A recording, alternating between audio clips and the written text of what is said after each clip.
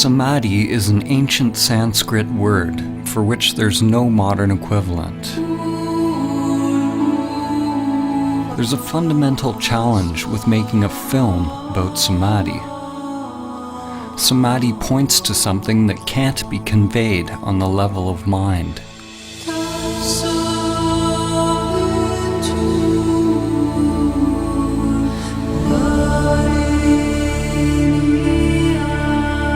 This film is simply the outer manifestation of my own inner journey. The intention is not to teach you about Samadhi or provide information for your mind, but to inspire you to directly discover your true nature.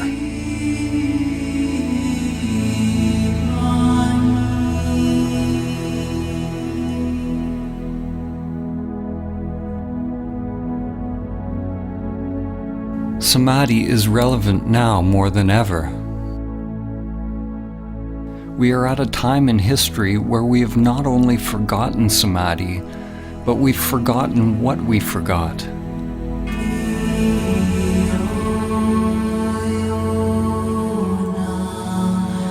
This forgetting is Maya, the illusion of the self.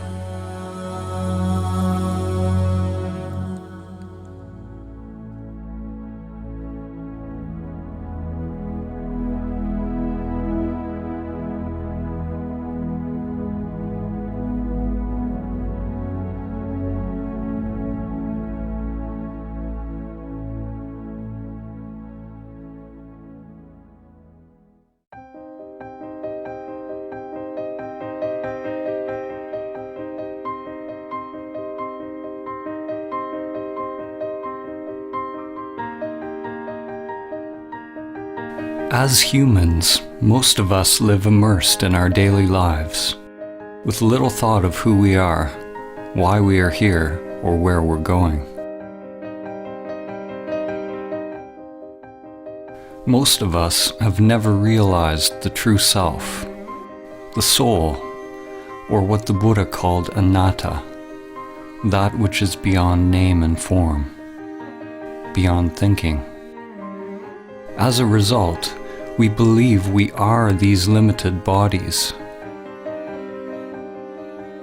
We live in fear, either conscious or unconscious, that the limited self-structure that we are identified with will die.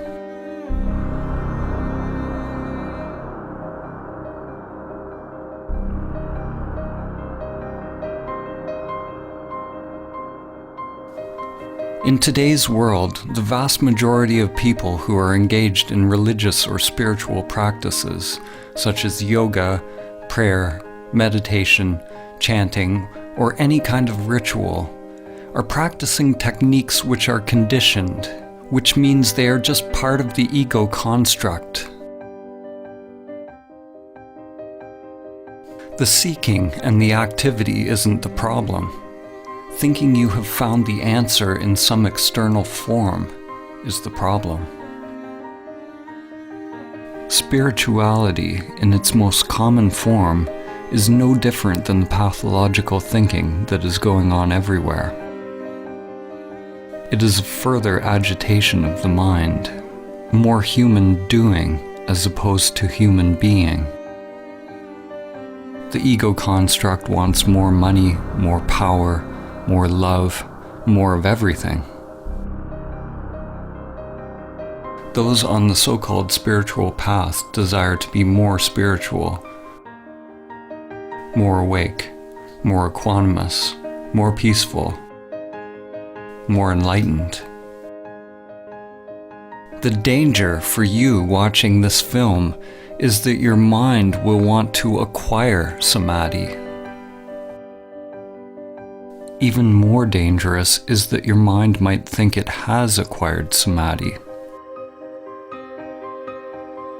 Whenever there's a desire to attain something, you can be sure it's the ego construct at work.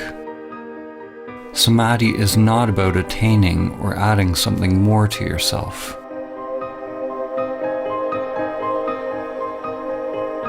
To realize Samadhi is to learn to die before you die. Life and death are like yin and yang, an inseparable continuum, endlessly unfolding with no beginning and no end. When we push away death, we also push away life. When you experience the truth directly of who you are, there's no longer any fear of life or death. We're told who we are by our society and our culture. And at the same time, we're slaves to the deeper unconscious biological craving and aversion that governs our choices.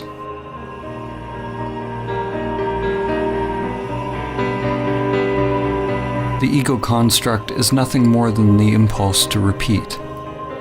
It's simply the path that energy once took, and the tendency for the energy to take that path again, whether it is positive or negative for the organism.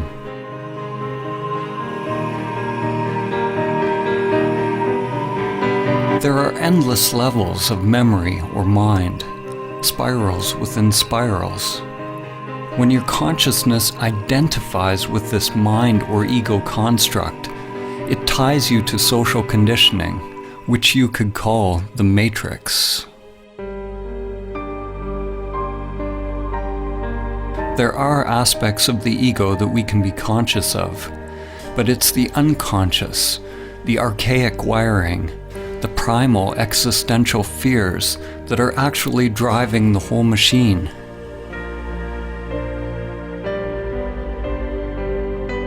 Endless patterns of grasping towards pleasure and avoidance of pain are sublimated into pathological behaviors.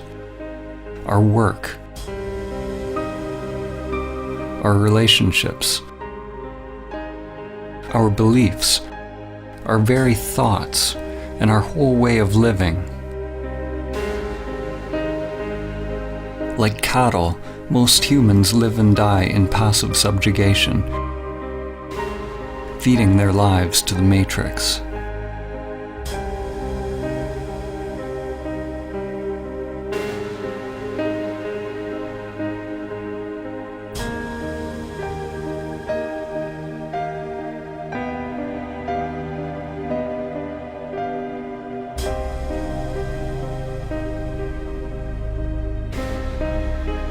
We live lives locked into narrow patterns, lives often filled with great suffering, and it never occurs to us that we can actually become free.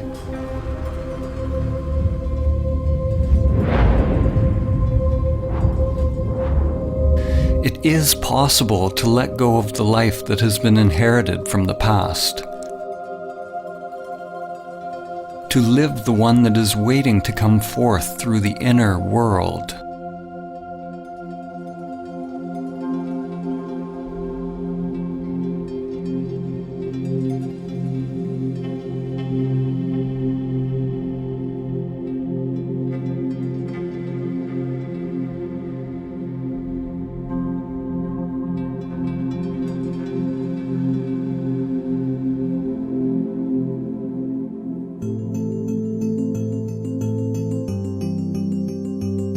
We were all born into this world with biological conditioned structures, but without self-awareness. Often, when you look into a young child's eyes, there's no trace of self, only luminous emptiness. The person one grows into is a mask worn over consciousness. Shakespeare said, "All the world's a stage, and all the men and women merely players."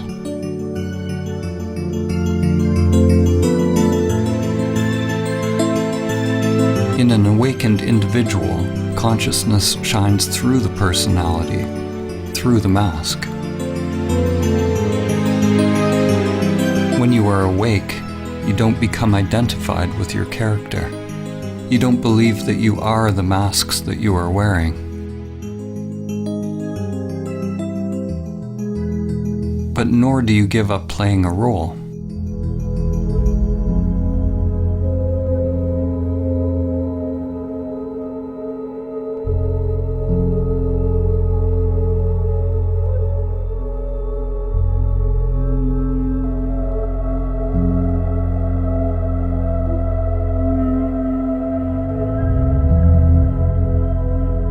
When we are identified with our character, our persona, this is Maya, the illusion of the self. Samadhi is awakening from the dream of your character in the play of life.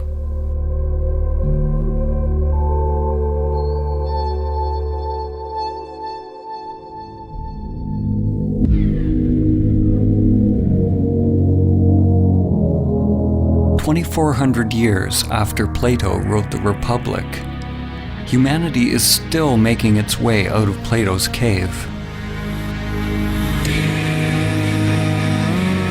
In fact, we may be more transfixed by illusions than ever.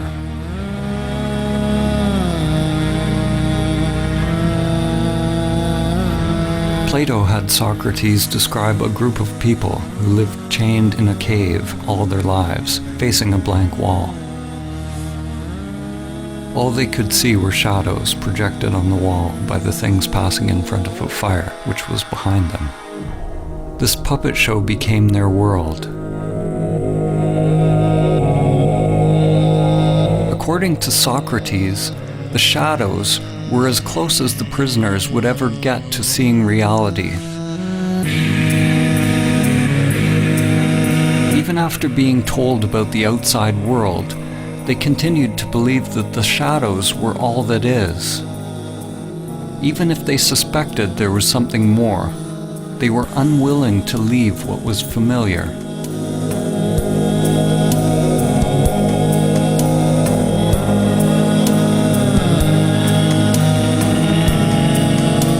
Humanity today is like the people who have only seen the shadows on the cave wall.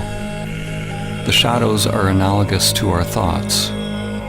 The world of thinking is the only world that we know, but there is another world that's beyond thinking, beyond the dualistic mind. Are you willing to leave the cave? To leave all that you have known, to find out the truth of who you are?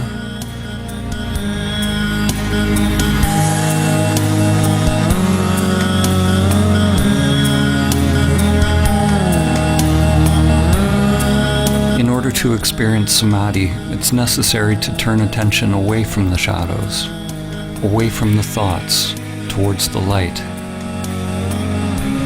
When a person is only used to darkness, then they must gradually become accustomed to the light.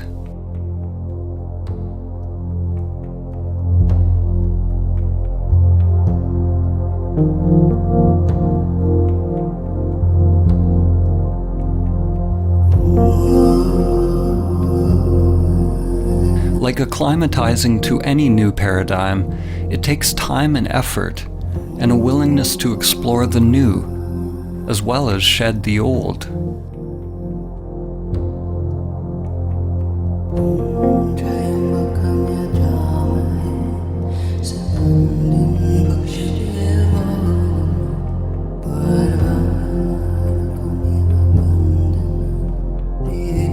The mind can be likened to a trap for consciousness, a labyrinth or a prison.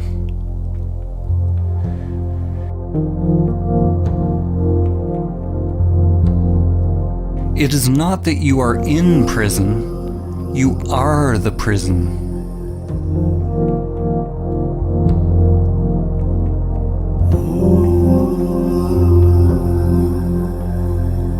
The prison is an illusion. If you are identified with an illusory self, then you are asleep. Once you are aware of the prison, if you fight to get out of the illusion, then you're treating the illusion as if it's real, and you still remain asleep. Except now the dream becomes a nightmare. You'll be chasing and running from shadows forever.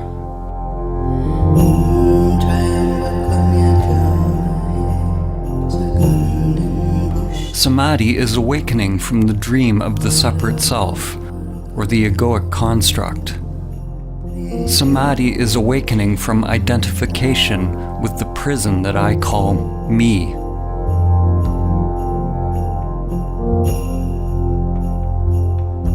You can never actually be free because wherever you go, your prison is there.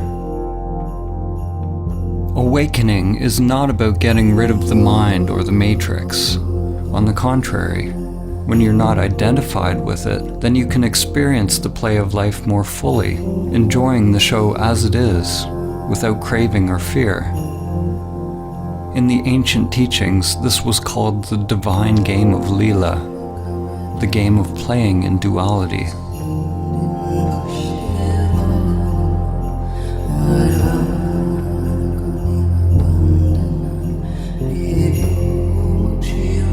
Human consciousness is a continuum. On one extreme, humans are identified with the material self. On the other extreme is Samadhi, the cessation of self. Every step we take on the continuum towards Samadhi brings less suffering. Less suffering does not mean life is free from pain. Samadhi is beyond the duality of pain and pleasure. What it means is that there is less mind, less self creating resistance to whatever unfolds. And that resistance is what creates suffering.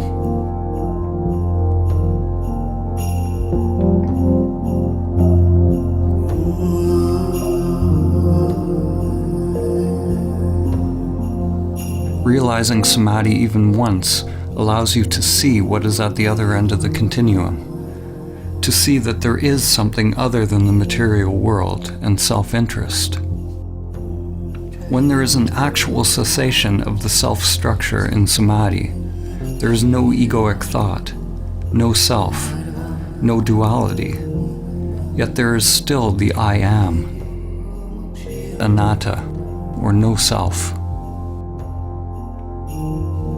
In that emptiness is the dawn of prajna, or wisdom. The understanding that the immanent self is far beyond the play of duality, beyond the entire continuum.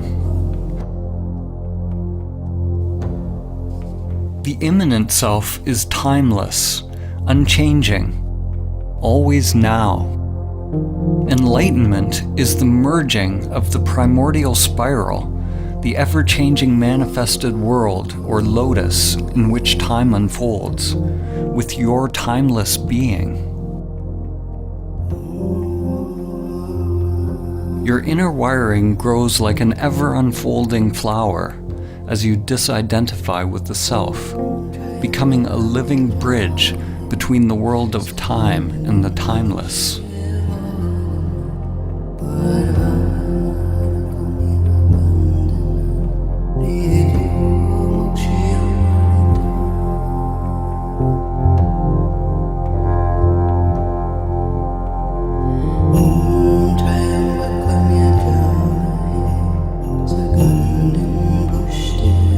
Merely realizing the immanent self is only the beginning of one's path.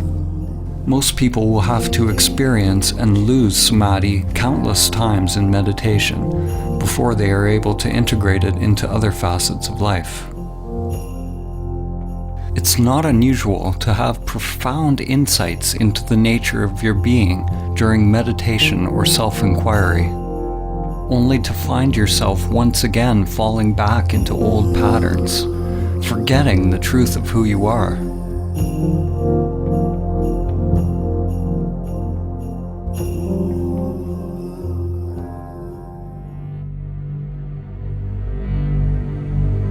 To realize that stillness or emptiness in every facet of life, every facet of oneself, is to become emptiness, dancing as all things.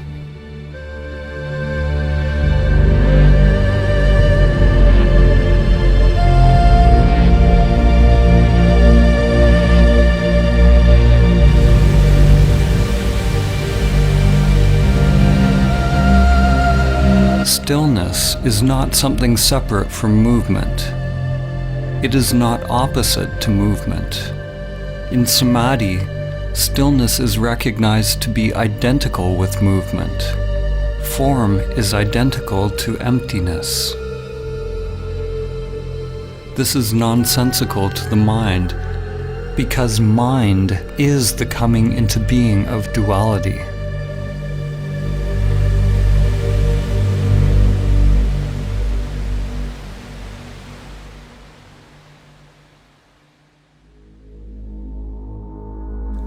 René Descartes, the father of Western philosophy, is famous for the saying, "I think, therefore I am."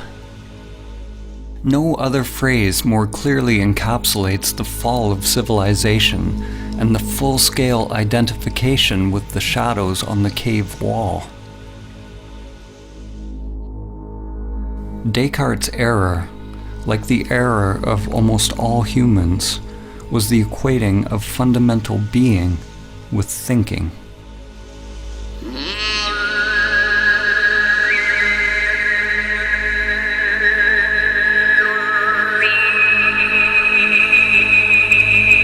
At the beginning of his most famous treatise, Descartes wrote that almost everything can be called into doubt. He can doubt his senses and even his thoughts.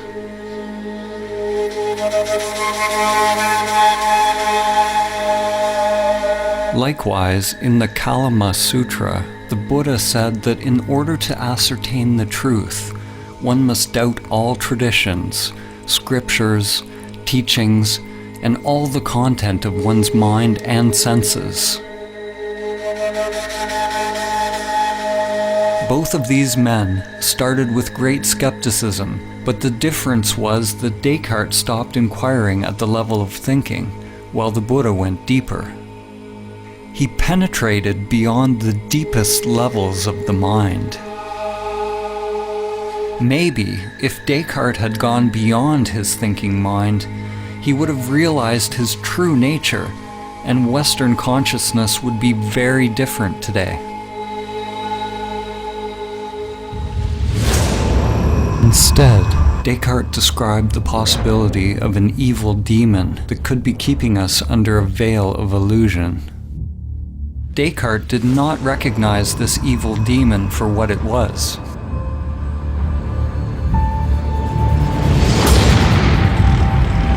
As in the movie The Matrix, we could all be hooked up to some elaborate program, feeding us an illusory dream world. In the movie, humans lived out their lives in the Matrix, while on another level they were merely batteries, feeding their life force to the machines, which used their energy for their own agenda.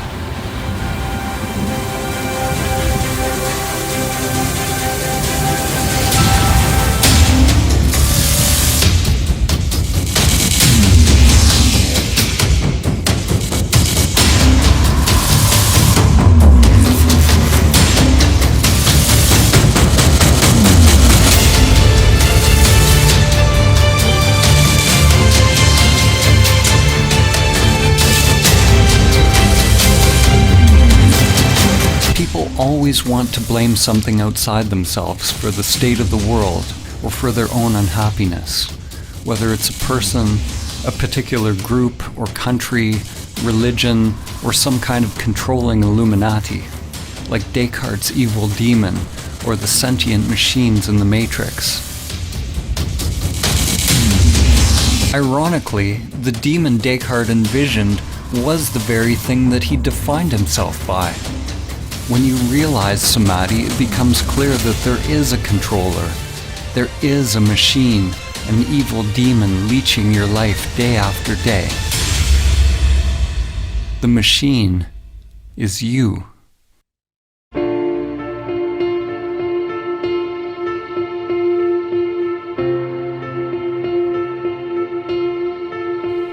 Your self-structure is made up of many little conditioned sub-programs, or little bosses. One little boss that craves food, another craves money, another status, position, power, sex, intimacy. Another wants consciousness or attention from others. The desires are literally endless and can never be satisfied. We spend a lot of our time and energy decorating our prisons, succumbing to pressures to improve our masks and feeding these little bosses, making them more powerful. Like drug addicts, the more we try to satisfy the little bosses, the more we end up craving.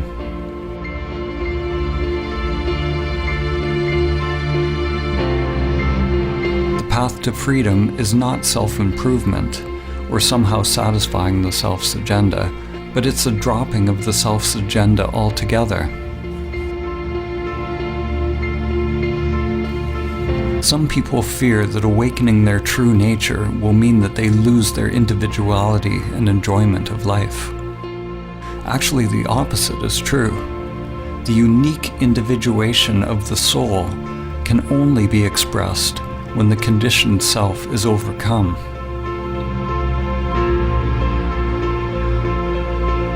Because we remain asleep in the matrix, most of us never find out what the soul actually wants to express.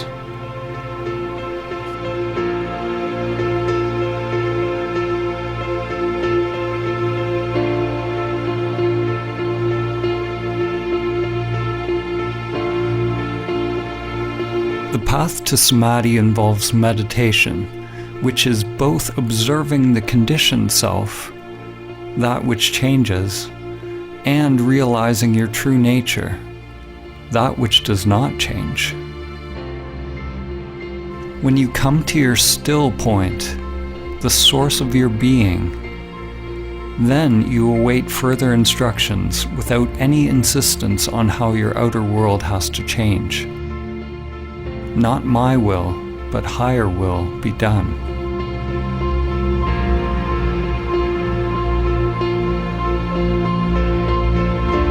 If the mind only tries to change the outer world to conform with some idea of what you think the path should be, it's like trying to change the image in a mirror by manipulating the reflection. To make the image in a mirror smile, you obviously can't manipulate the reflection. You have to realize the you that is the authentic source of the reflection. Once you realize the authentic self, it doesn't mean that anything on the outside necessarily needs to change. What changes is the conscious, intelligent inner energy, or prana, which is freed from conditioned patterns and becomes available to be directed by the soul. You can only become aware of the soul's purpose when you are able to watch the conditioned self and its endless pursuits, and let them go.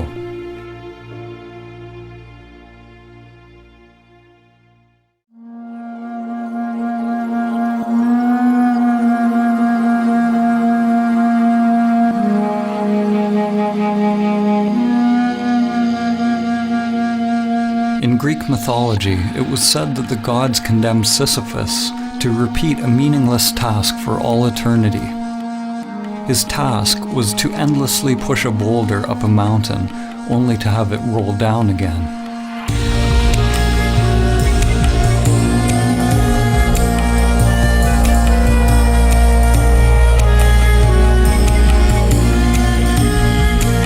The French existentialist and Nobel Prize-winning author, Albert Camus, saw the situation of Sisyphus as a metaphor for humanity.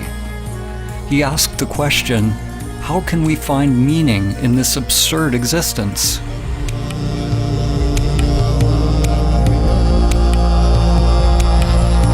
As humans, we are toiling endlessly, building for a tomorrow that never arrives.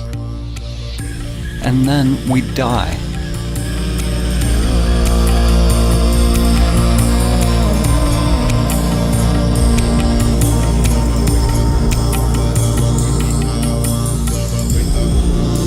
If we truly realize this truth, then we will either go mad if we are identified with our egoic personas, or we will awaken and become free.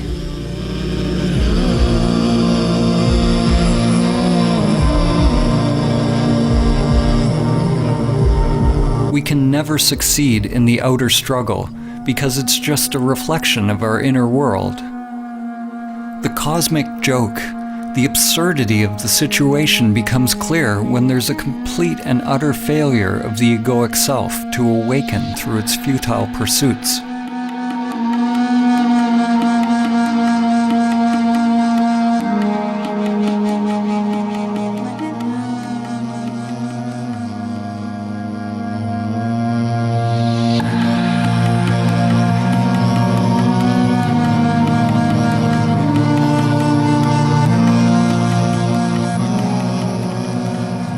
In Zen, there is a saying, before enlightenment, chop wood, carry water. After enlightenment, chop wood, carry water.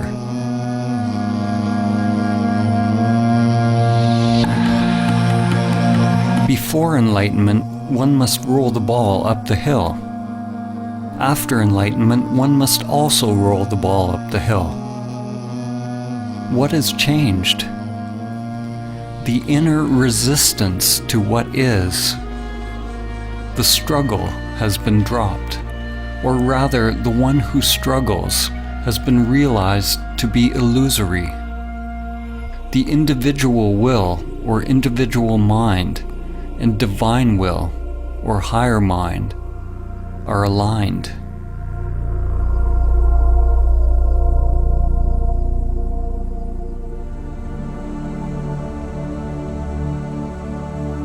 Samadhi is ultimately a dropping of all inner resistance to all changing phenomena without exception. The one who is able to realize inner peace, irrespective of circumstance, has attained true Samadhi. You drop resistance not because you condone one thing or another, but so that your inner freedom is not contingent on the outer. It's important to note that when we accept reality as it is, it doesn't necessarily mean that we stop taking action in the world, or we become meditating pacifists. Actually, the opposite can be true. When we're free to act without being driven by unconscious motives, then it is possible to act in alignment with the Tao, with the full force of our inner energy behind us.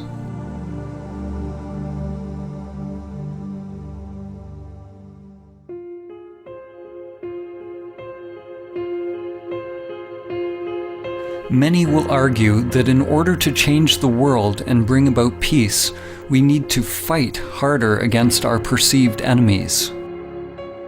Fighting for peace is like shouting for silence. It just creates more of what you don't want. These days there's a war against everything. A war against terror, a war against disease, a war against hunger. Every war is actually a war against ourselves.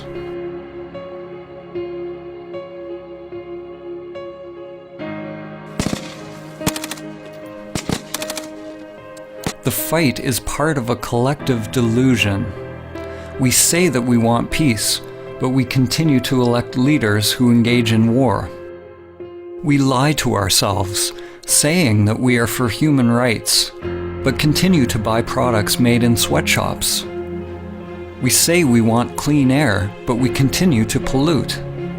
We want science to cure us of cancer, but won't change our self-destructive habitual behaviors that make us more likely to be sick. We delude ourselves that we are promoting a better life.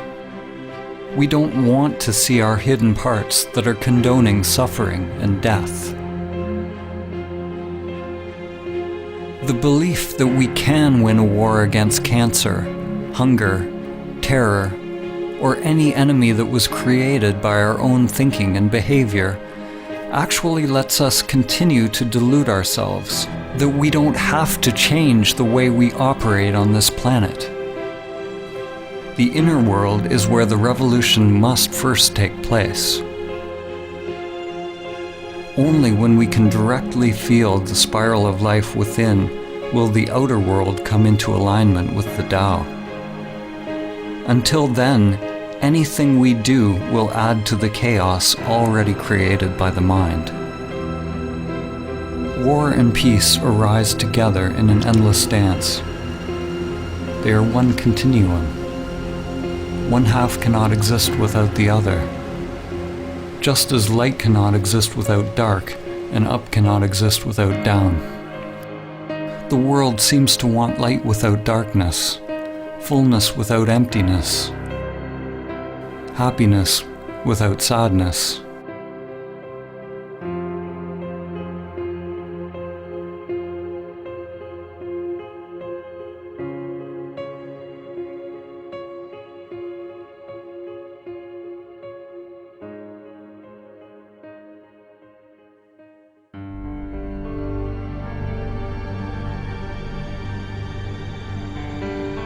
The more the mind gets involved, the more fragmented the world becomes. Every solution that comes from the egoic mind is driven by the idea that there is a problem, and the solution becomes an even greater problem than what it was trying to solve.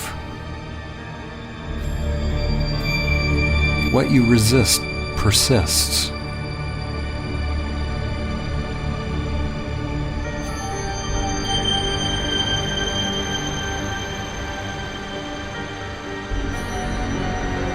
Human ingenuity creates new antibiotics, only to find nature getting more cunning as bacteria get stronger.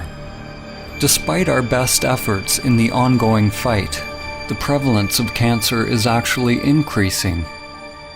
The number of hungry people in the world steadily grows. The number of terrorist attacks worldwide continues to rise.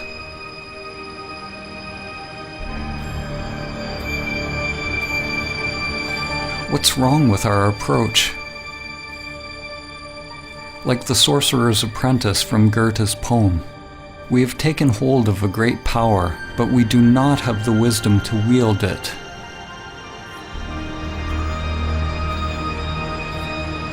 The problem is that we do not understand the tool that we are using. We do not understand the human mind and its proper role and purpose.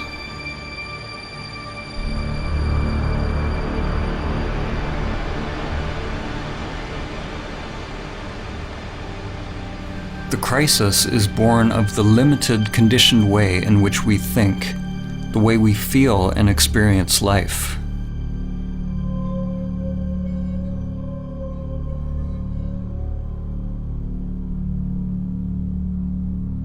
Our rationalism has robbed us of our ability to recognize and experience the wisdom of many ancient cultures.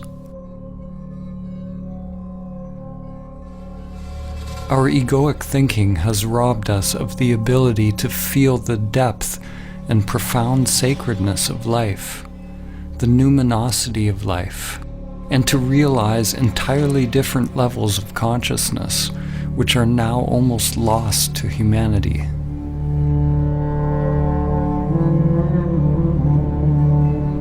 In the ancient Egyptian tradition, netters were archetypal forms whose characteristics could be embodied by those who purified their physical and spiritual bodies in such a way that they were fit to house higher consciousnesses. The original netter, or the divine principle of this wisdom, was known as Thoth, or Tehuti, often depicted as a scribe with the head of a bird or ibis, and represented the origin of all knowledge and wisdom. Thoth could be described as the cosmic principle of thinking, or thought. Thoth gave us language, concepts, writing, mathematics, and all the arts and manifestations of the mind. Only those who had gone through special training were allowed to access Thoth's sacred knowledge. The Book of Thoth is not a physical book, but is the wisdom of the Akashic or etheric realm.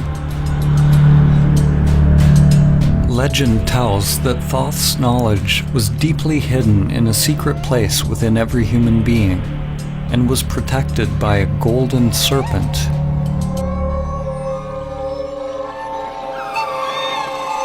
The archetypal or perennial myth of the serpent or dragon guarding a treasure is one that permeates many cultures and has been called by names such as Kundalini Shakti, Chi, Holy Spirit, and inner energy. The golden serpent is the egoic construct, which is bound in the inner energies, and until it's mastered and overcome, the soul will never be able to attain the true wisdom. It was said that the Book of Thoth brought nothing but suffering to any individual who read it, even though they would find the secrets of the gods themselves and all that is hidden within the stars. What must be understood is that the book brought suffering to any individual who read it, any ego that tried to control it. In the Egyptian tradition, awakened consciousness was represented by Osiris. Without this awakened consciousness, any knowledge or understanding attained by the limited self would be dangerous, disconnected from higher wisdom. The Eye of Horus had to be open. The esoteric meaning that we find here is similar to the more familiar story of the fall in the Garden of Eden. The Book of Thoth parallels the tree of knowledge of good and evil, whose fruit Adam and Eve were tempted to eat.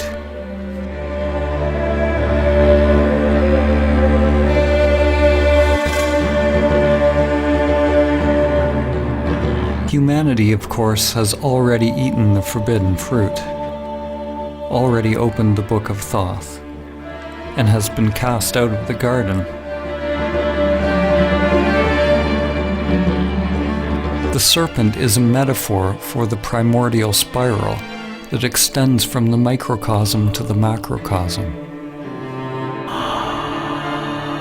Today, the serpent is living as you. It is the egoic mind expressed as the manifested world. We have never before had access to so much knowledge. We've gone deep into the material world, even finding the so-called God particle. But we've never been more limited, more ignorant of who we are and how to live. And we do not understand the mechanism by which we create suffering.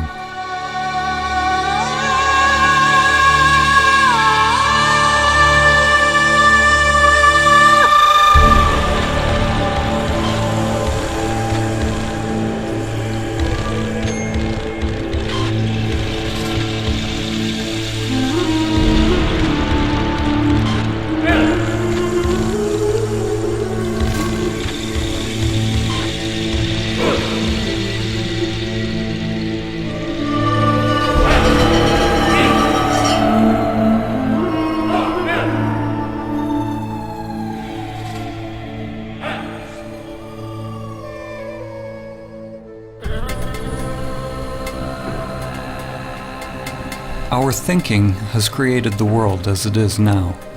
Whenever we label something as good or bad, or create a preference in our mind, it's due to the coming into being of egoic structures or self-interests. The solution is not to fight for peace or conquer nature, but to simply recognize the truth that the very existence of the ego structure creates duality, a split between self and other, mine and yours, man and nature, inner and outer. The ego is violence. It requires a barrier, a boundary from the other in order to be. Without the ego, there's no war against anything. There's no hubris. There's no overreaching nature to create profit. These external crises in our world reflect a serious inner crisis. We don't know who we are. we are completely identified with our egoic identities, consumed by fears, and are cut off from our true nature. Races, religions, countries, political affiliations, and any group that we belong to all reinforce our egoic identities. Almost every group that exists on the planet today wants to claim its perspective as true and correct, as we do on an individual level. By claiming the truth as its own, the group perpetuates its own existence, in the same way that an ego or self-structure defines itself against other. Now, more than ever, different realities and polarized belief systems are coexisting on Earth. It is possible for different people to experience completely different thoughts and emotional reactions to the very same external phenomena. In the same way, samsara and nirvana, or heaven and hell, are two different dimensions occupying the very same world. An event that may appear apocalyptic to one person could be seen as a blessing to another. So what is becoming obvious is that your external circumstances don't have to affect your inner world in any particular way. To realize Samadhi is to become a self-propelled wheel, to become autonomous, a universe unto oneself. Your experience of life is not contingent on changing phenomena. An analogy can be made with Metatron's cube. Metatron is mentioned in various ancient Christian, Islamic, and Jewish texts, and is archetypally related to the Egyptian Neter Thoth, as well as Hermes Trismegistus of Greece. Metatron is intimately connected with the Tetragrammaton. The Tetragrammaton is the fundamental geometric pattern, the template or primordial emanation of physical reality, which has been called the Word of God or the Logos. Here we see a two-dimensional representation of the figure, but if you look a certain way, you see a 3D cube. When you see the cube, nothing has changed in the figure, but your mind has added a new dimension to your seeing. Dimensionality, or one's perspective, is simply a matter of becoming habituated to a new way of perceiving the world.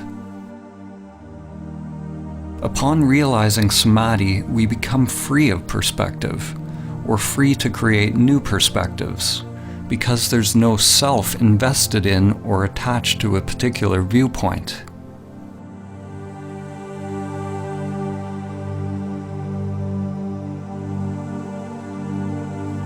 The greatest minds in human history have often pointed to levels of thought beyond the limited self-structure.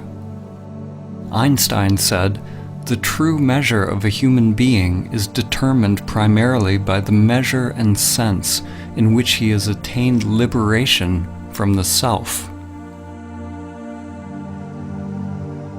So it's not that thinking in the existence of the self is bad.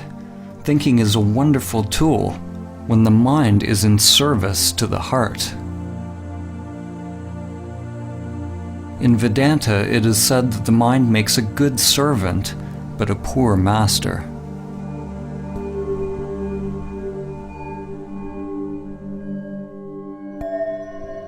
The ego perpetually filters reality through language and labels, and is constantly judging, preferring one thing over another. When the mind and senses are your master, they will create endless suffering, endless craving and aversion, locking us into the matrix of thinking. If you want to realize Samadhi, do not judge your thoughts as good or bad, but find out who you are prior to thought, prior to the senses. When all labels are dropped, then it is possible to see things as they are.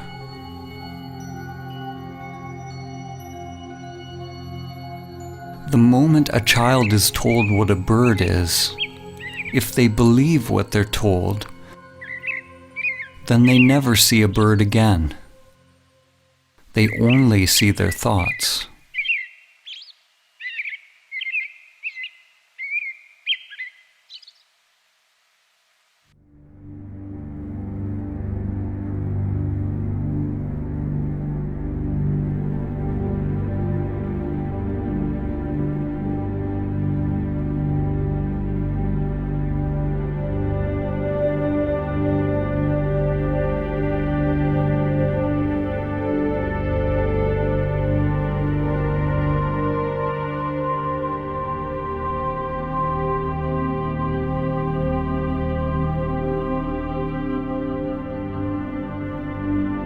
Most people think that they are free, conscious, and awake.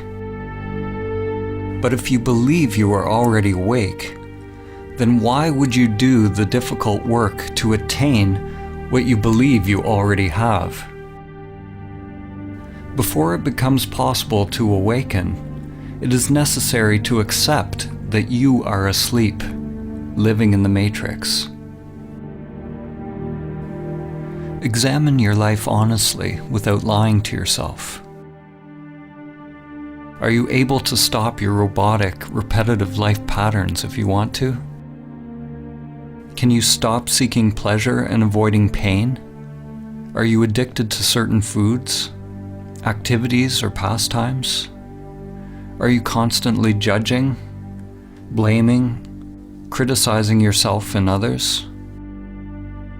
Does your mind incessantly seek out stimulus, or are you completely fulfilled just being in silence? Do you react to how people think about you? Are you seeking approval and positive reinforcement? Do you somehow sabotage situations in your life? Most people will experience their lives the same way today as they will tomorrow, and a year from now, and 10 years from now. When you begin to observe your robot-like nature, you become more awake. You begin to recognize the depth of the problem. You are completely and utterly asleep, lost in a dream. Like the inhabitants of Plato's cave, most who hear this truth will not be willing or capable of changing their lives because they are attached to their familiar patterns. We go to great lengths justifying our patterns, burying our heads in the sand rather than facing the truth. We want our saviors, but we are not willing to get up on the cross ourselves. What are you willing to pay to be free? Realize that if you change your inner world, you must be prepared to change the outer life. Your old structure and your old identity must become the dead soil out of which new growth comes.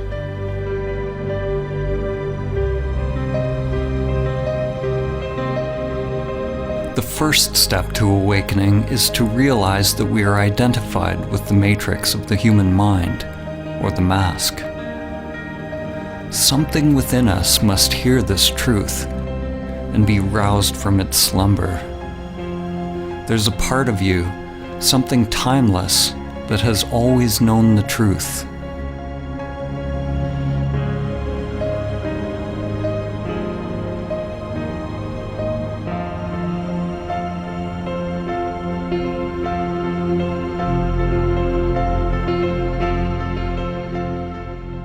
The matrix of the mind distracts us, entertains us, keeps us endlessly doing, consuming, grasping, in a cycle of craving and aversion with constantly changing forms, keeping us from the flowering of our consciousness, our evolutionary birthright, which is Samadhi.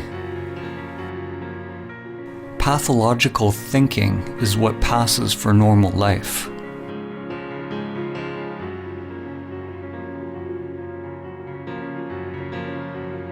Your divine essence has become enslaved, identified with the limited self-structure. The great wisdom, the truth of who you are, is buried deep within your being.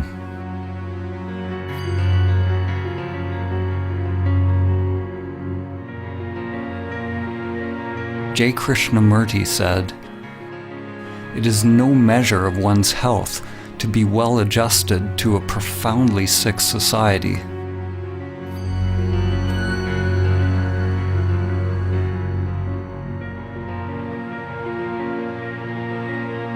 Identification with the egoic mind is the sickness, and Samadhi is the cure.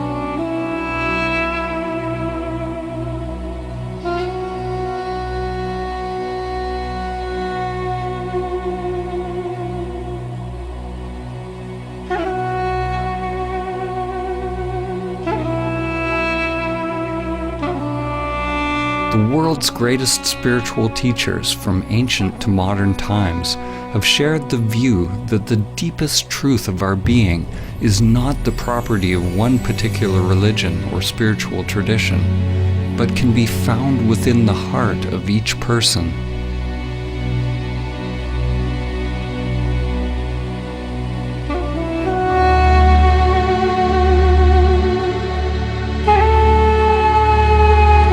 Poet Rumi said, "Where is that moon that never rises or sets? Where is that soul that is neither with nor without us? Don't say it is here or there. All creation is that, but for the eyes that can see."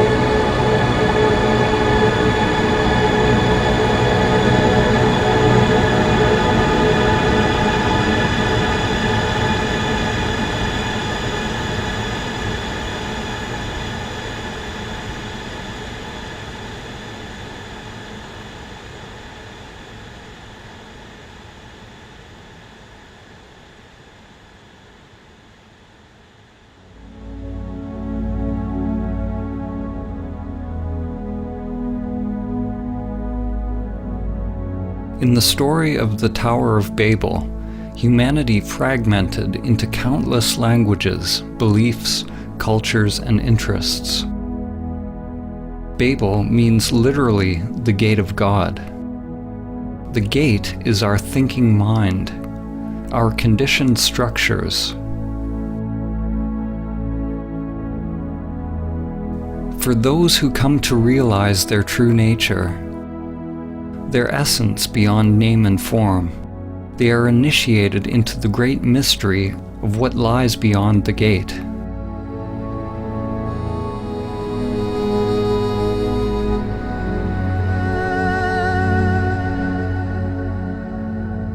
An ancient parable, the elephant parable, has been used to describe how various traditions are actually all pointing to one great truth. A group of blind people are each touching a different part of an elephant, getting a certain impression of what an elephant is. The person standing at the elephant's leg describes the elephant as being like a tree. The person at the tail says the elephant is like a rope. The elephant is like a spear, says the one standing at the tusk. If one touches the ear, it seems the elephant is like a fan. The person touching the side is adamant that the elephant is like a wall.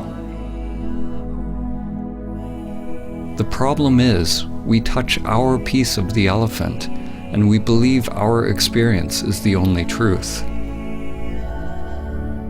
We don't acknowledge or appreciate that each person's experience is a different facet of the same animal.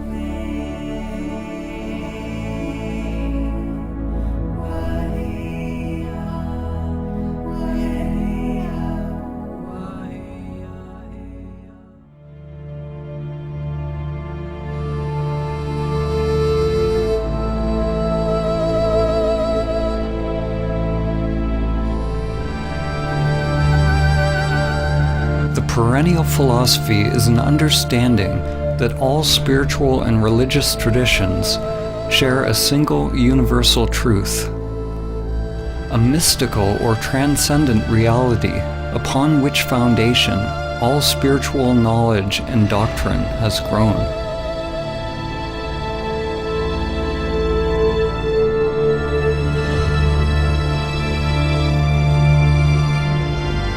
Swami Vivekananda summed up the perennial teaching when he said, "The end of all religions is the realizing of God in the soul. That is the one universal religion." In this film, when we use the word God, it is simply a metaphor for the transcendent, pointing to the great mystery beyond the limited egoic mind. To realize one's true self or immanent self is to realize one's divine nature. Every soul has the potential to manifest a new higher level of consciousness, to awaken from its slumber and its identification with form.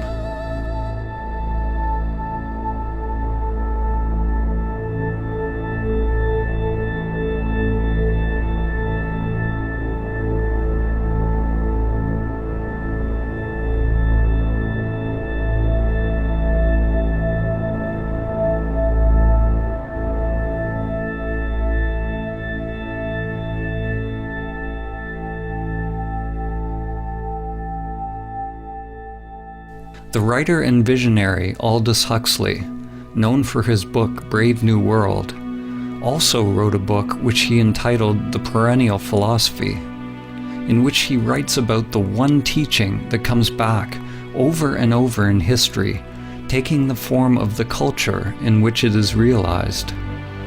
He writes, "The perennial philosophy is expressed most succinctly in the Sanskrit formula, Tat Tvam Asi, that thou art. The Atman, or immanent eternal self, is one with Brahman, the absolute principle of all existence. And the last end of every human being is to discover the fact for himself, to find out who he or she really is."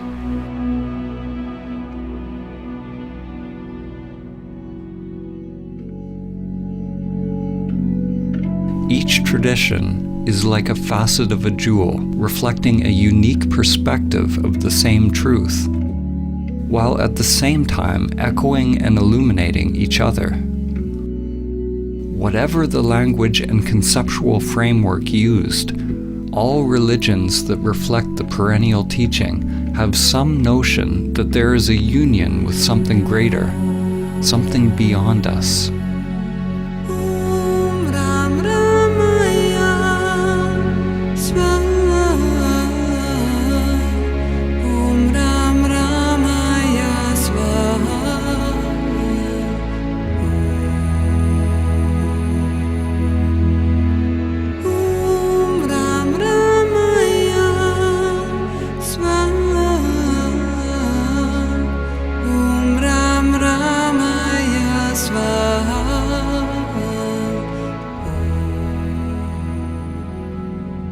It is possible to learn from and integrate the teachings from one or many sources without identifying a sense of self with them. It is said that all true spiritual teachings are simply fingers pointing to the transcendent truth. If we hold on to the dogma, the teaching, for comfort, we will be stunted in our spiritual evolution. To realize truth beyond any concept is letting go of all clinging and attachment. Letting go of all religious concepts.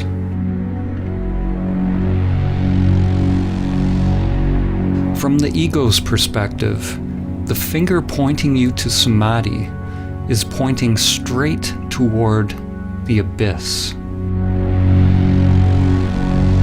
St. John of the Cross said, "If one wishes to be sure of the road they tread, one must close their eyes and walk in the dark."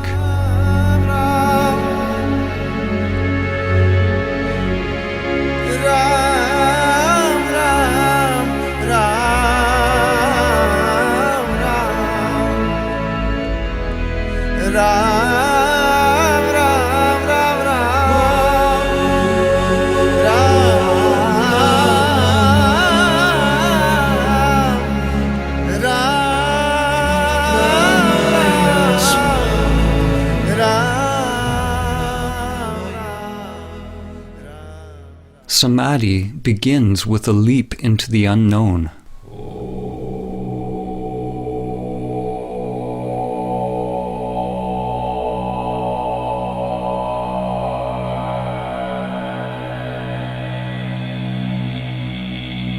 In the ancient traditions, in order to realize Samadhi, it was said that one must ultimately turn consciousness away from all known objects, from all external phenomena, conditioned thoughts and sensations, toward consciousness itself, toward the inner source, the heart or essence of one's being.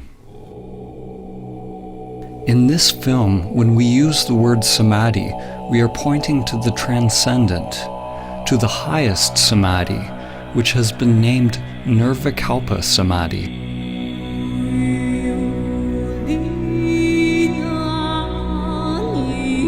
In Nirvikalpa Samadhi, there's a cessation of self-activity, of all seeking and doing. We can only speak about what falls away as we approach it, and what reappears when we return from it. There is neither perception nor non-perception, neither thing nor no thing, neither consciousness nor unconsciousness. It is absolute, unfathomable, and inscrutable to the mind.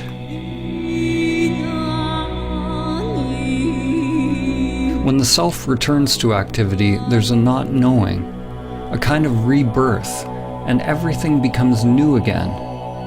We are left with the perfume of the divine, which lingers longer as one evolves on the path.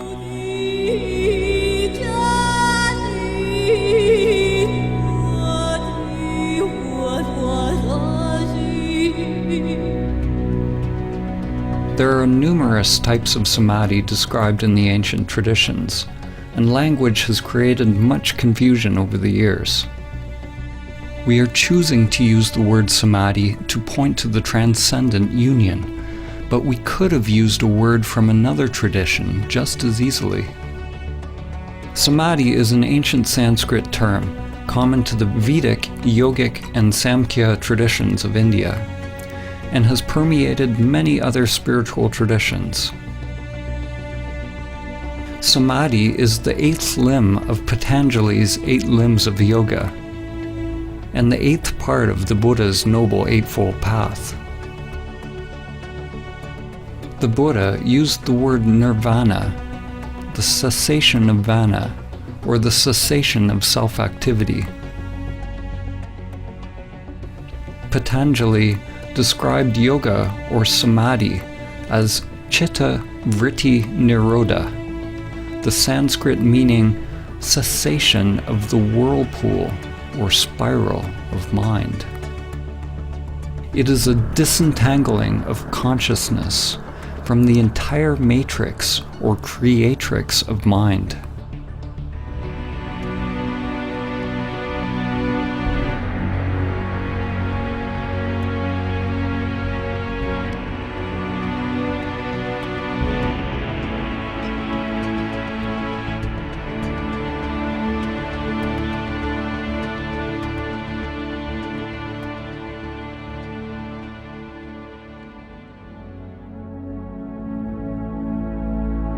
Samadhi does not signify any concept, because to realize it requires a dropping of the conceptual mind. Different religions have used various words to describe the divine union. In fact, the word religion itself means something similar. In Latin, religare means to rebind or reconnect. It's a similar meaning to the word yoga, which means to yoke, to unite the worldly with the transcendent. In Islam, it is reflected in the ancient Arabic meaning of the word Islam itself, which means submission or supplication to God. It signifies a total humbling or surrender of the self-structure. Christian mystics such as Saint Francis of Assisi, Saint Teresa of Avila, and Saint John of the Cross describe a divine union with God, the kingdom of God within. In the Gospel of Thomas, Christ said, "The kingdom is not here or there. Rather, the kingdom of the Father is spread out upon the earth, and men do not see it."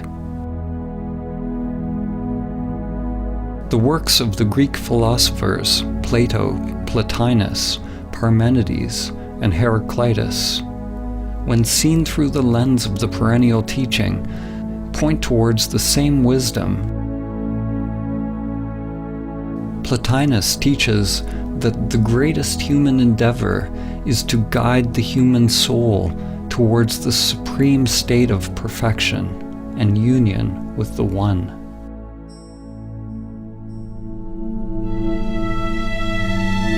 The Lakota medicine and holy man, Black Elk, said, "The first peace, which is the most important, is that which comes within the souls of men when they realize their relationship, their oneness with the universe and all its powers, and when they realize that at the center of the universe dwells Great Spirit, and that this center is really everywhere. It is within each of us."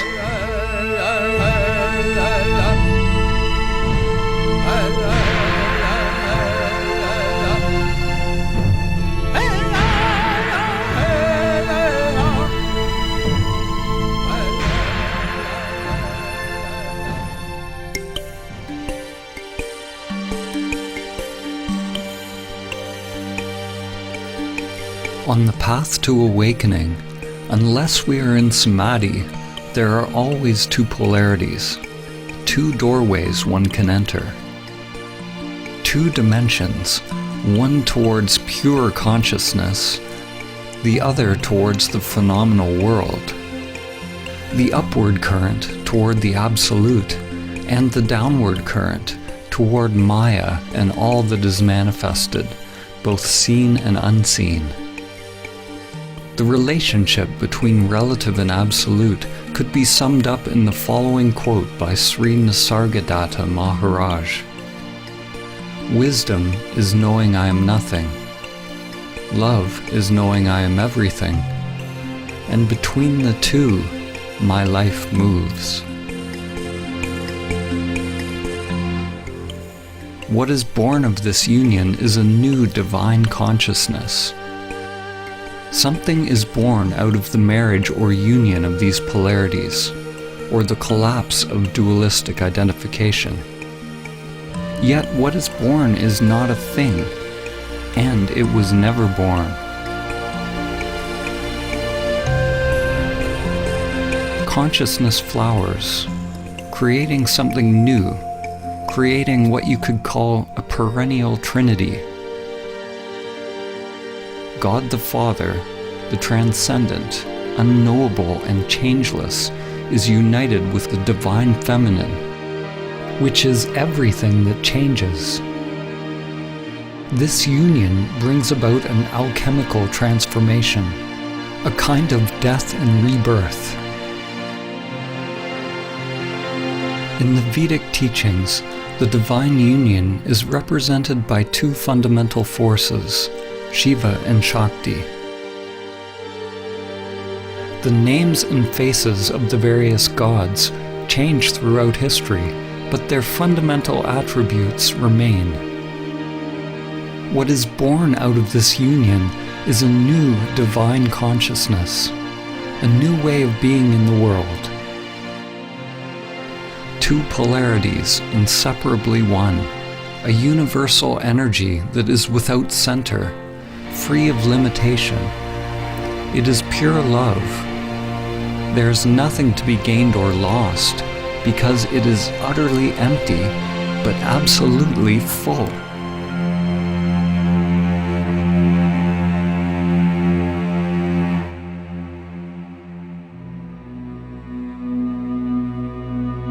Whether it is the mystery schools of Mesopotamia, the spiritual traditions of the Babylonians and Assyrians, religions of ancient Egypt, Nubian and Kemetic cultures of ancient Africa, the shamanic and native traditions around the world, the mysticism of ancient Greece, the Gnostics, the non-dualists, the Buddhists, the Taoists, Jews, Zoroastrians, Jains, Muslims, or Christians, one finds that their common link is their highest spiritual insights have allowed their adherents to realize Samadhi.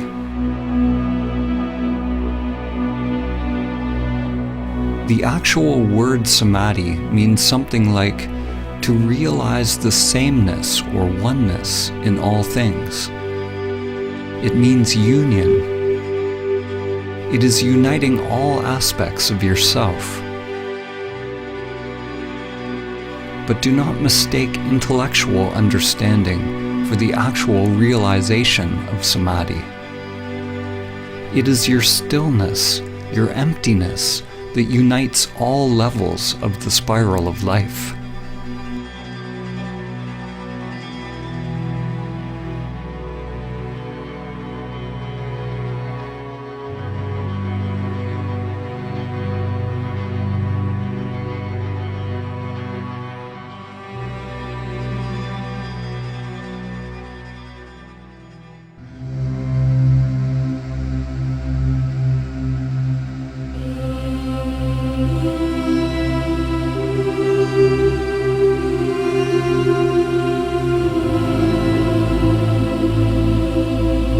It is through the ancient teaching of Samadhi that humanity can begin to understand the common source of all religions and come into alignment once again with the spiral of life, Great Spirit, Dhamma, or the Tao.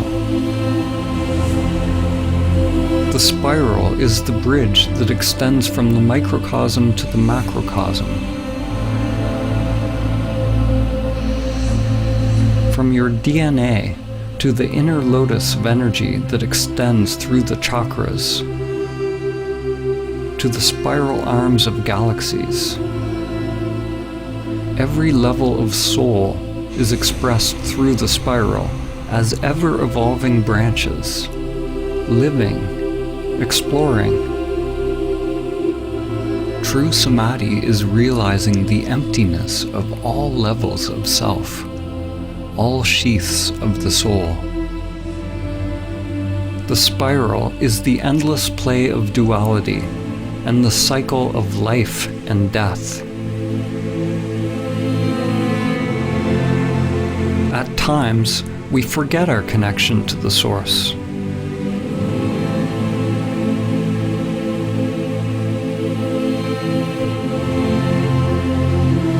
The lens we look through is very small, and we identify with being a limited creature creeping upon the earth, only to once again complete the journey back to the Source, to the center that is everywhere.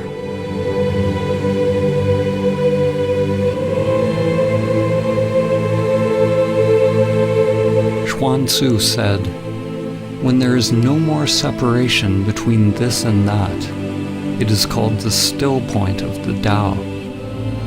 At the still point, in the center of the spiral, one can see the infinite in all things.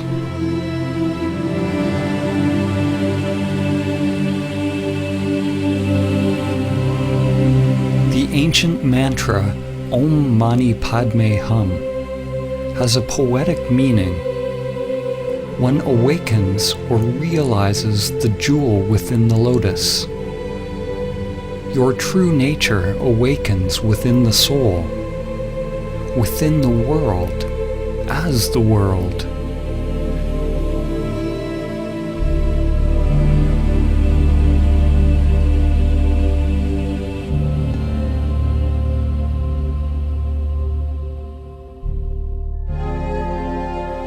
Using the Hermetic principle, as above, so below, as below, so above, we can use analogies to begin to understand the relationship between mind and stillness, relative and absolute.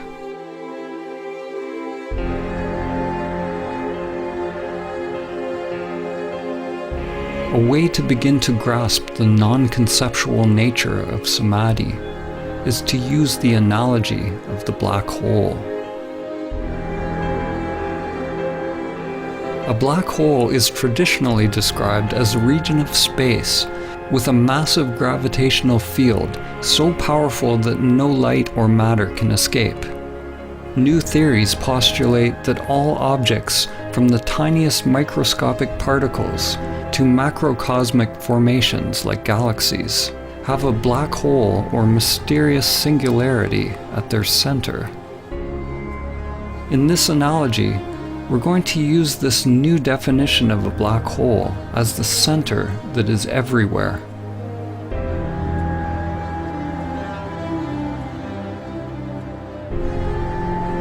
In Zen, there are many poems and koans that bring us face to face with the gateless gate. One must pass the gateless gate to realize Samadhi. An event horizon is a boundary in space-time beyond which events cannot affect an outside observer, which means that whatever is happening beyond the event horizon is unknowable to you. You could say that the event horizon of a black hole is analogous to the gateless gate. It is the threshold between the self and no self. There is no me that passes the event horizon. In the center of a black hole is the one-dimensional singularity containing the mass of billions of suns in an unimaginably small space, effectively an infinite mass, literally a universe in something infinitesimally smaller than a grain of sand. The singularity is something unfathomable, beyond time and space. According to physics, movement is impossible. The existence of things is impossible. Whatever it is, it does not belong to the world of perception. Yet it cannot be described as merely stillness. It is beyond stillness and movement. When you realize the center that is everywhere and nowhere, duality breaks down. Form and emptiness, time and the timeless. One could call it a dynamic stillness, or a pregnant emptiness, within the center of absolute darkness. The Taoist teacher Lao Tzu said, "Darkness within darkness, the gateway to all understanding."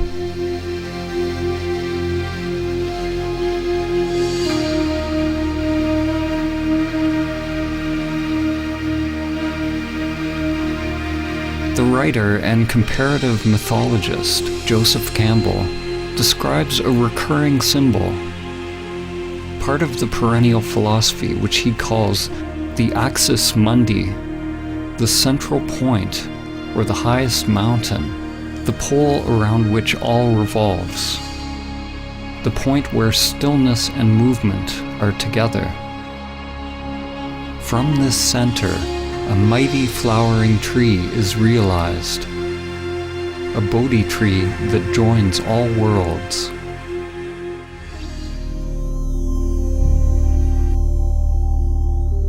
Just as a sun gets sucked into a black hole, when you approach the great reality, your life starts to revolve around it, and you begin to disappear.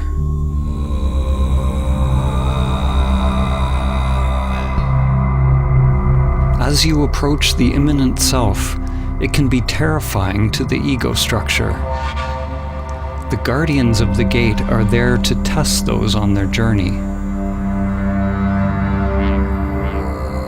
One must be willing to face one's greatest fears, and at the same time accept one's inherent power, to bring light to the unconscious terrors and the hidden beauty within.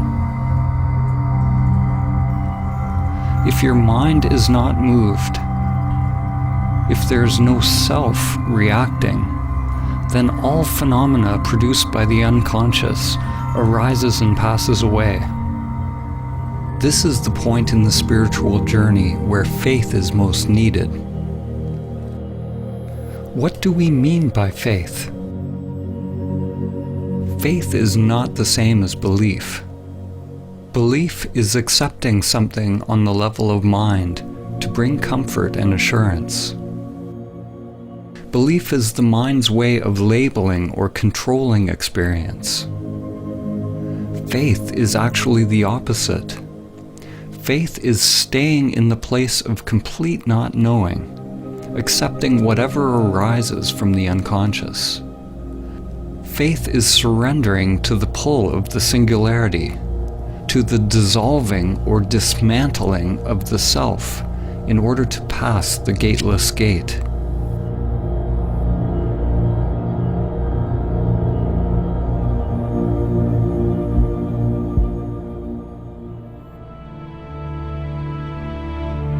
The evolution and structure of a galaxy is closely tied to the scale of its black hole, just as your evolution is tied to the presence of the immanent self, the singularity that is your true nature.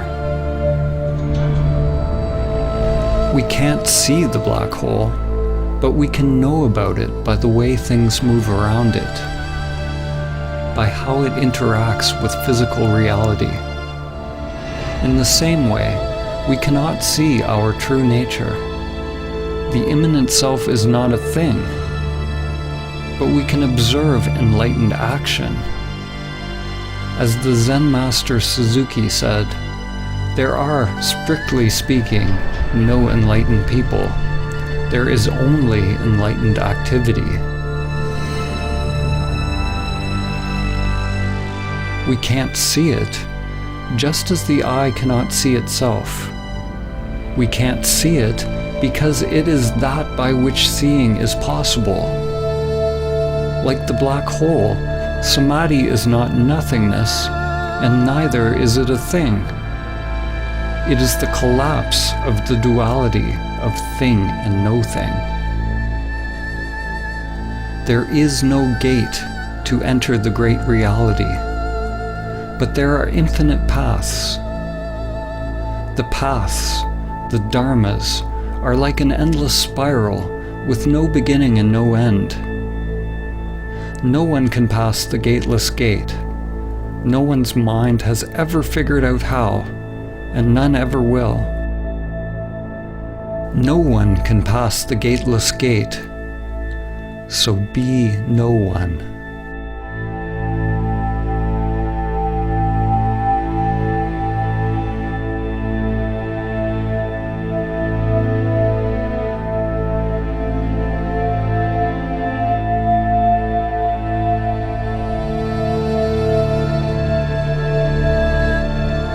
Samadhi is the pathless path, the golden key.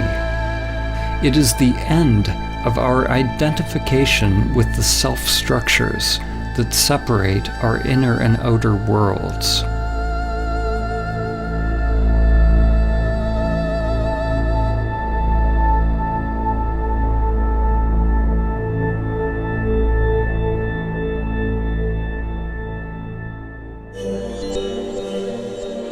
There are many developmental models which describe the layers or levels of the self-structure.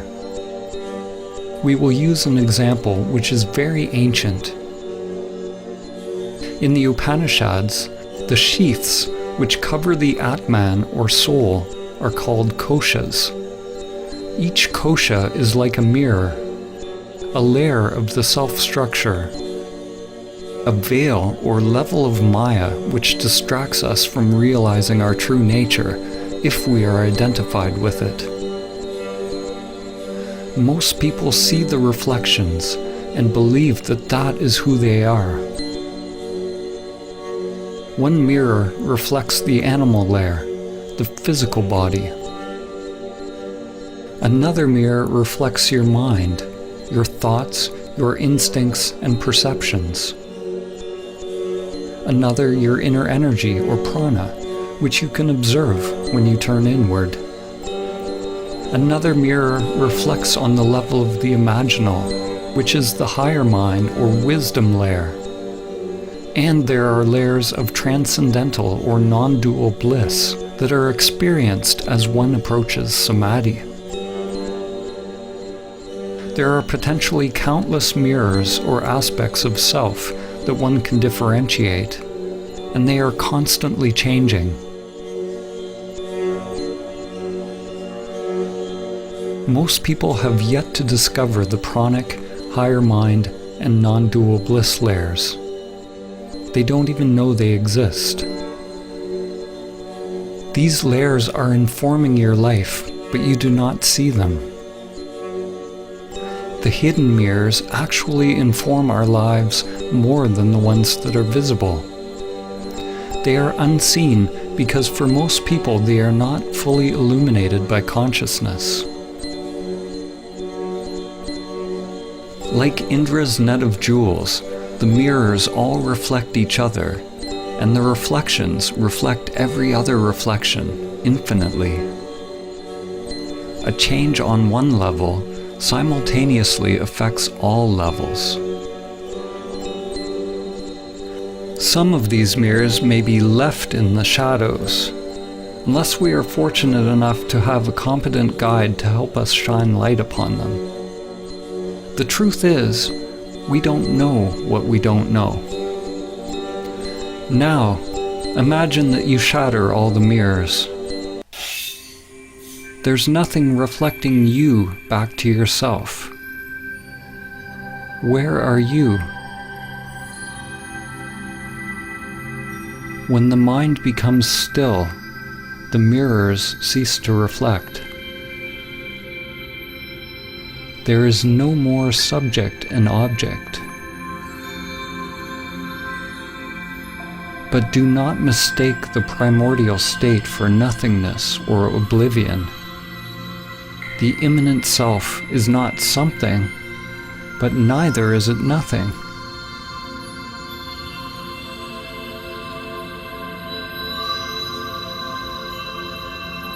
This source is not a thing. It is emptiness or stillness itself. It is an emptiness that is the source of all things. Form is realized as exactly emptiness. Emptiness is realized as exactly form. This source is the great womb of creation, pregnant with all possibilities.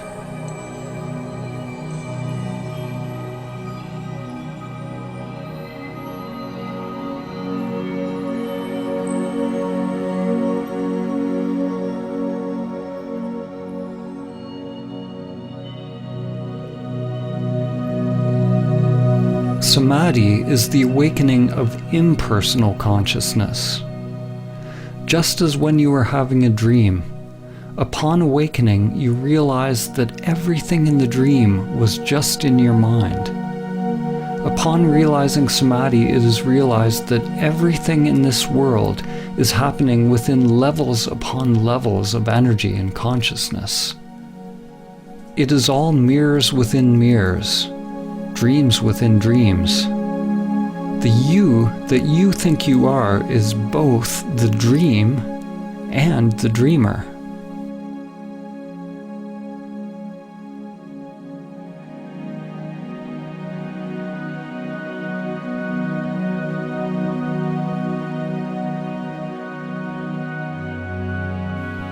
Whatever we say in this film, let it go. Don't capture it with the mind. The soul is dreaming the dream of you. The dream is everything that is changing, but it is possible to realize the changeless.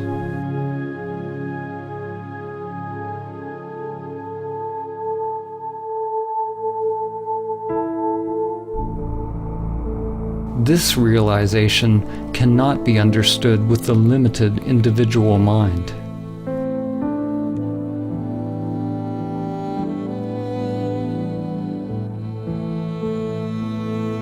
When we return from Nirvikalpa Samadhi, the mirrors begin to reflect again, and it is realized that the world you now think you are living in is actually you. Not the limited you, which is only a temporary reflection, but you are aware of your true nature as the source of all that is. This dawning of higher wisdom, the embryo, prajna, or gnosis, is what is born out of Samadhi. According to the book of Job, Hokmah, or wisdom, comes from nothingness. This point of wisdom is both infinitely small and yet encompasses the whole of being, but it remains incomprehensible until it is given shape and form in the palace of mirrors, called Bina, the womb carved out by higher wisdom, which gives shape to the embryonic spirit of God. Bushmaya Ned Kadashmak Tiete Malkutak Dewe Tabeanak Aikanat Bushmaya of Bona.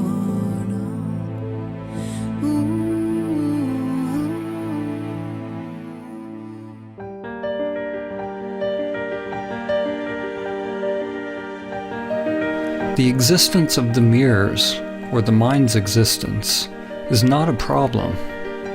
On the contrary, the error or aberration of human perception is that we identify ourselves with it. This illusion that we are the limited self is Maya. The yogic teachings say that to realize Samadhi, one must observe the meditation object until it disappears. Until you disappear into it, or it into you. Although the language in the various traditions is dissimilar, at their root they all point towards a cessation of self-identification and self-centered activity. The Buddha always taught in negative terms. He taught to investigate directly into the working of the self-structure. He didn't say what Samadhi was, except that it was the end of suffering. In Advaita Vedanta, there's a term, neti neti, which means not this, not that. People on the path to self-realization inquire into their true nature, or the nature of Brahman, by first discovering what they are not. Similarly, in Christianity, Saint Teresa of Avila described an approach to prayer based on the negative path, or via negativa, a prayer of quiet, surrender, and union, which is the only way to approach the Absolute. Through this gradual process of stripping away, one drops anything that is not permanent, anything that is changing. The mind, the ego construct, and all phenomena, including the hidden layers of self. The unconscious must become transparent in order to reflect the one source. If there is some deep knowing or some self operating in the unconscious, then our lives remain locked into a labyrinth of hidden patterns that comprise the undiscovered self.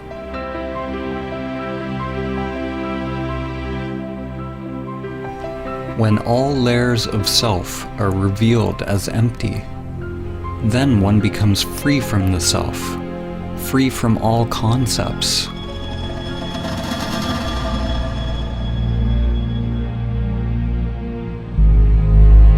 A turning point in your evolution is when you realize you don't know who you are. Who experiences the breath? Who experiences the taste? Who experiences the chant, the ritual, the dance, the mountain? Witness the witness. Observe the observer. At first, when you observe the observer, you will only see the false self.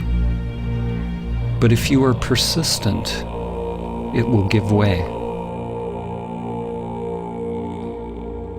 Inquire directly into who or what experiences. Unblinkingly, piercingly, penetratingly, with the full force of your being.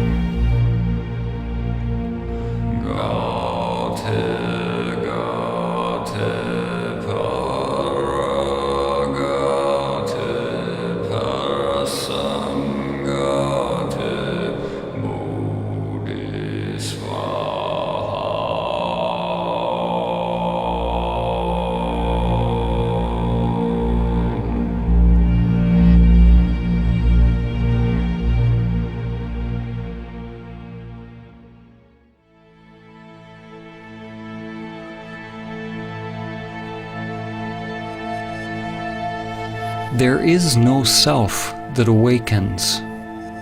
There is no you that awakens. What you are awakening from is the illusion of the separate self, from the dream of a limited you. To talk about it is meaningless. There must be an actual cessation of the self to realize directly what it is. And once it is realized, there is nothing that can be said about it. As soon as you say something, you are back in the mind. I have already said too much.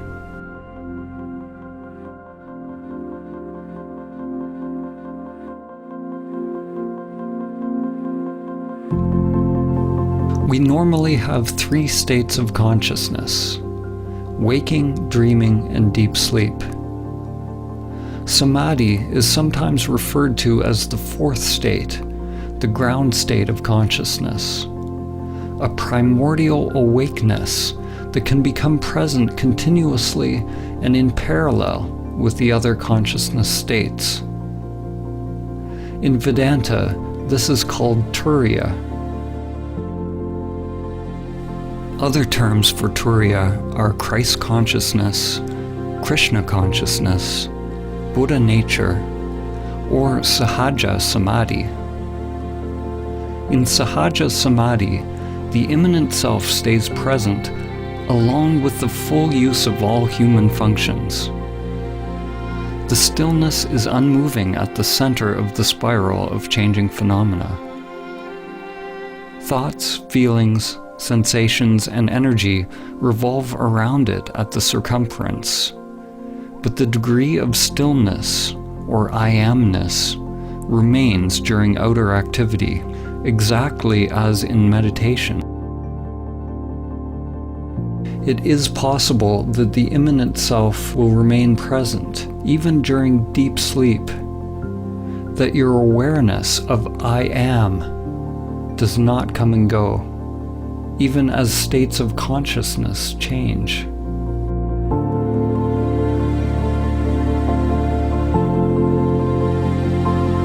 This is yogic sleep. In the Song of Songs, or the Song of Solomon from the Hebrew Bible or Old Testament, it reads, I sleep, but my heart waketh.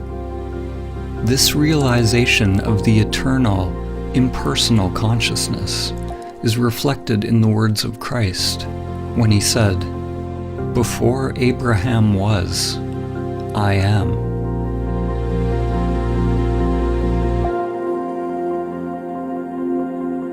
One consciousness that shines through countless faces, countless forms.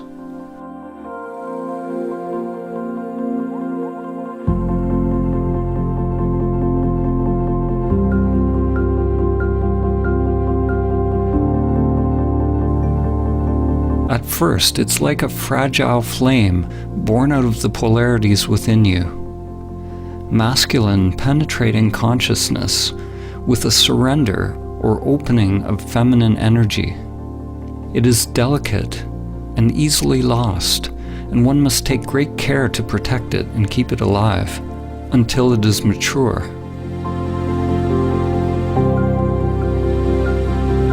Samadhi is simultaneously a timeless state of consciousness and a stage in an unfolding development process, something organic and growing in time.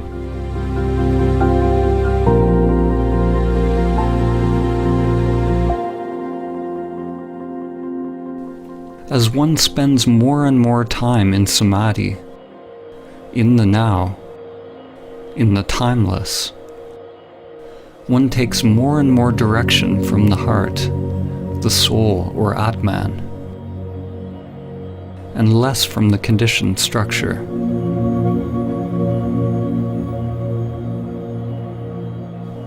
This is how one becomes free of the lower mind, free of pathological thinking. The inner wiring changes. Energy no longer flows unconsciously in the old conditioned structures. Which is another way of saying one is no longer identified with the self-structure, with the outer world of form.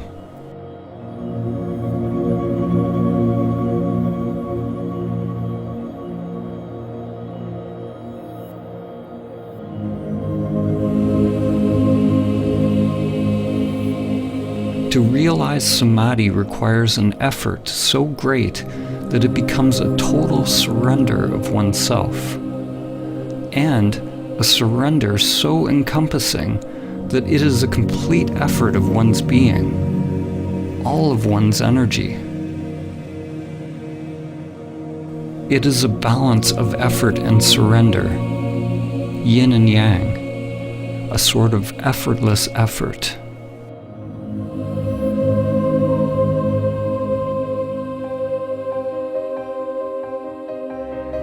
The Indian mystic and yogi Paramahamsa Ramakrishna said, "Do not seek illumination unless you seek it as one whose hair is on fire seeks a pond. You seek it with your whole being. During one's ego-transcending practice, it takes great courage, vigilance, and perseverance to keep the embryo alive. To not fall back into the patterns of the world. It takes a willingness to go against the current, against the inexorable crush of the matrix and the grinding wheels of samsara. Every breath, every thought, every action must be for realizing the source. Samadhi is not realized by effort, nor is it effortless. Let go of effort and non-effort. It's a duality that only exists in the mind. The actual realization of Samadhi is so simple, so undifferentiated, that it is always misconstrued through language, which is inherently dualistic. There is only one primordial consciousness that awakens as the world, but it has been obscured by many layers of mind. Like the sun hidden behind the clouds, as each layer of mind is dropped, one's essence is revealed. As each layer of mind is dropped, people call it a different samadhi. They give names to different experiences or different types of phenomena.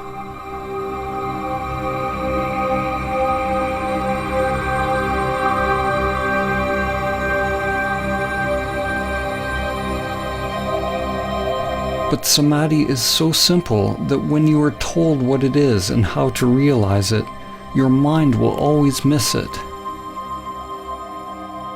Actually, Samadhi is not simple or difficult. It is only the mind that makes it so. When there is no mind, there is no problem, because the mind is what needs to stop before it is realized. It is not a happening at all.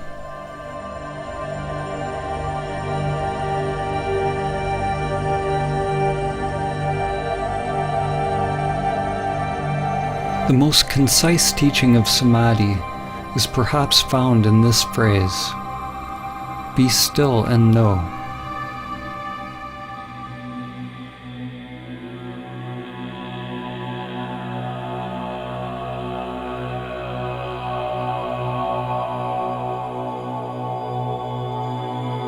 How can we use words and images to convey stillness? How can we convey silence by making noise? Rather than talking about Samadhi as an intellectual concept, this film is a radical call to inaction. A call to meditation, inner silence, and inner prayer. A call to stop.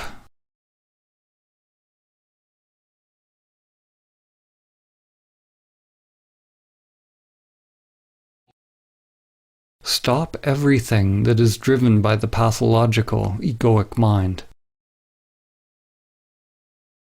Be still and know.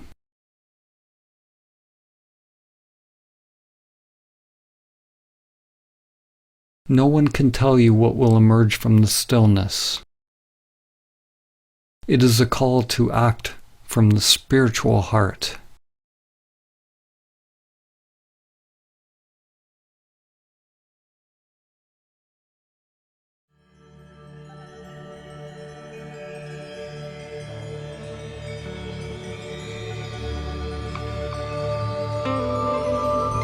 It's like remembering something ancient. The soul wakes up and remembers itself. It has been a sleeping passenger, but now the emptiness awakens and realizes itself as all things.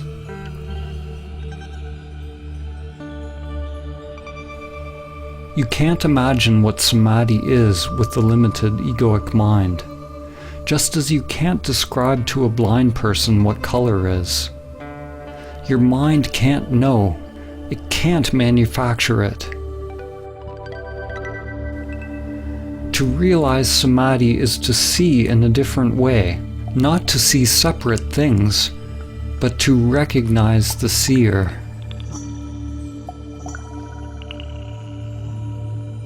Saint Francis of Assisi said, "What you are looking for is what is looking." Once you have seen the moon, you can recognize it in every reflection. The true self has always been there.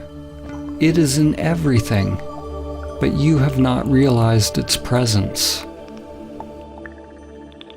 When you learn to recognize and abide as the true self, beyond the mind and senses, it is possible to experience awe at the most mundane.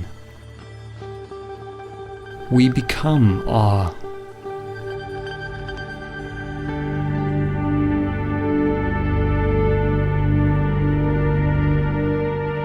Do not try to be free of desires, because wanting to be free of desires is a desire. You can't try to be still, because your very effort is movement. Realize the stillness that is always already present. Be the stillness and know. When all preferences are dropped, the source will be revealed. But do not cling even to the source. The great reality, Tao, is not one, not two.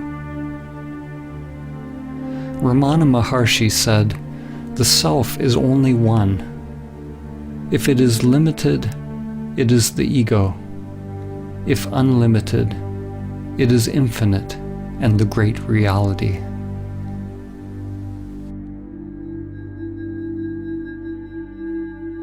If you believe what is being said, you've missed it.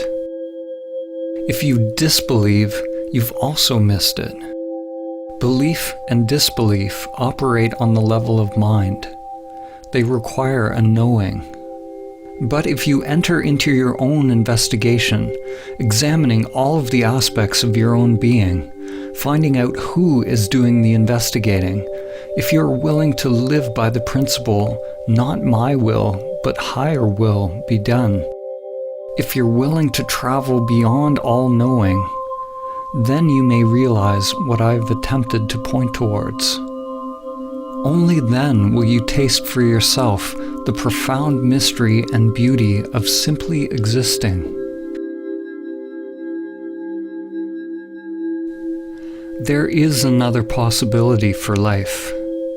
There is something sacred, unfathomable, that can be discovered in the still depths of your being, beyond concepts, beyond dogmas, beyond conditioned activity and all preferences.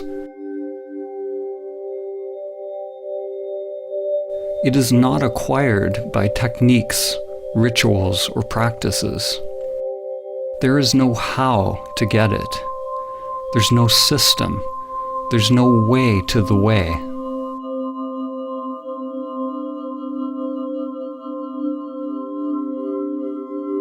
As they say in Zen, it is discovering your original face before you were born.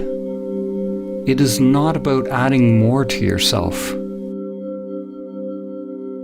It is becoming a light unto oneself, a light that dispels the illusion of the self. Life will always remain unfulfilled, and the heart will always remain restless, until it comes to rest in that mystery beyond name and form.